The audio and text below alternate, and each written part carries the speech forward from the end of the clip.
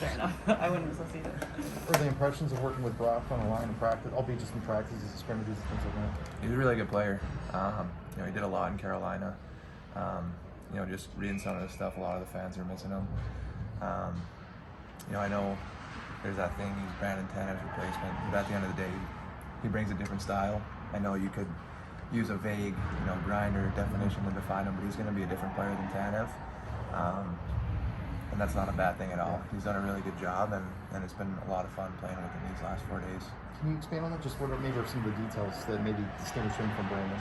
I think Tanev might be one of the fastest guys in the league, so when it comes to that department, it's hard to replace it, but where he might give up a little speed, he has a little more touch, and things like that. And away from the rink, he's a great guy as well. What are the primary things you'll be looking to accomplish in the exhibition games, both individually and as the group? Individually, I'd like to add a little bit more offense. Instead of rimming pucks around the net or trying to give an extra pass, maybe being a little bit more of a shooter. Trying to get to the net a little bit more. As far as a line, any line that's going to be together, they're going to try to find chemistry. One thing for us is having that defensive chemistry. That's something that Sully likes. So, just getting her coming in and being able to find that defensive chemistry. Zach, what was the offseason like for you from a business standpoint? One, you were an RFA and you had a good deal done, and two, you probably seemed like a nice candidate for Seattle to look at in the expansion draft. So just kind of walk us through the offseason from your standpoint. I've kind of been through it before. The last time I was signing, having to file for arbitration and all that stuff, but all that noise, I've dealt with a lot of adversity throughout my hockey career, even from the time I was in juniors in college.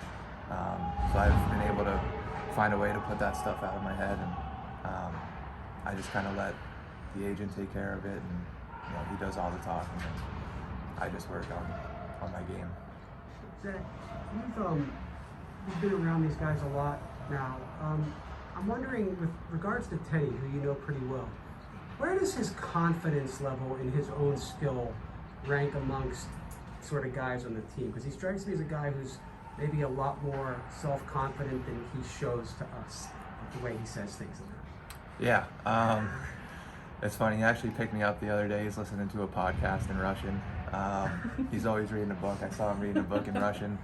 So he's an intelligent guy. So beyond the book smart, just his preparation. I know you guys have heard a lot about it, but just from playing with him and Wilkes, he was always the last guy in the weight room. After games, he was doing sprints on the treadmill, trying to get better, last guy off the ice.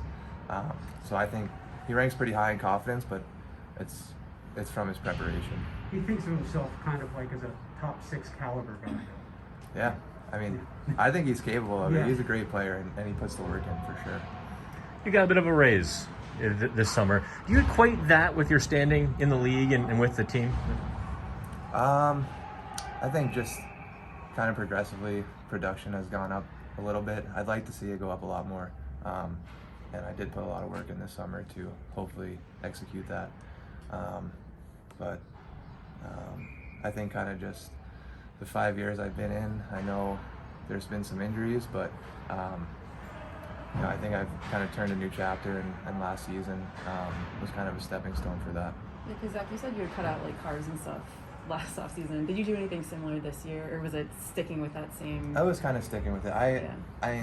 Diet was a big thing, so I dialed it back a little bit. I just went Monday through Friday, I would kind of eat healthy, and then not that I wouldn't eat healthy on the weekends, but I didn't want to drive myself insane a little bit, so I kind of just had whatever. But yeah, it's just consistency in that and training, and it was a good summer for me.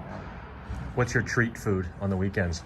Honestly, probably sushi for a meal, and then Jersey Mike's.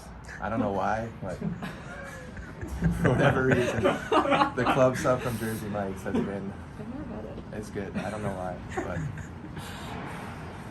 On that note.